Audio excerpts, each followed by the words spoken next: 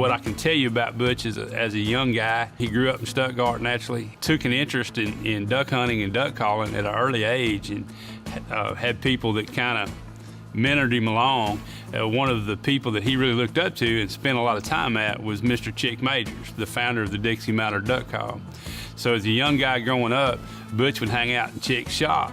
And I think Butch spent a lot of time, hanging out at Chick's shop, running around town, playing ball, loved baseball. And from that kind of rolled on to his interest in duck call and duck call making, learning the craft of building duck calls from Chick. And so he won the Junior World at a young age.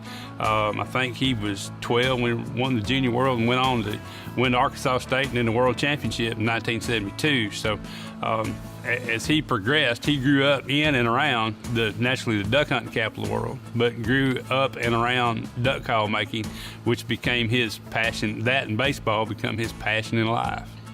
Butch was one to be, he wasn't afraid to state his opinion nor his thoughts, and he wasn't afraid to be just a little bit cocky.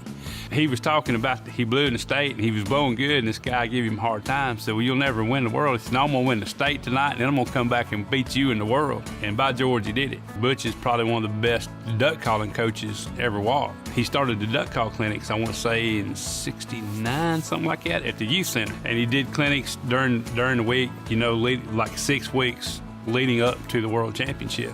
And out of that, he built some strong callers. John Stevens, our company president, and I do the clinics nowadays, trying to carry that on.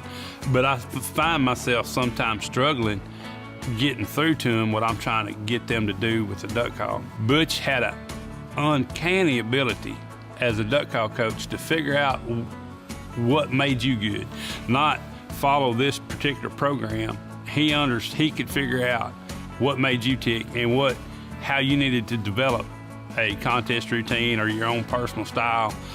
He knew how to get across to you what he wanted you to do.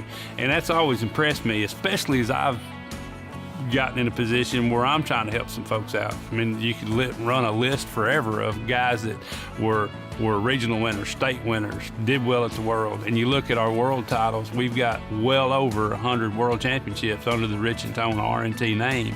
And a bunch of that come from Butch's coaching and ability to work with the kids. So I think that puts him pretty well in the #1 spot right there. What would Butch think about receiving this honor? He would be ecstatic and humbled at the same time that he was inducted into the Arkansas Waterfowlers Hall of Fame. So I can hear him now. Hey, look here, look what they did. And the fact that he and his mentor, his teacher, were inducted the same year, the same time, the same dinner. I can only imagine what they would think, setting up in the great hereafter, that they both were inducted into the Arkansas Waterfowlers Hall of Fame. Same time, same place. Got to be a good feeling.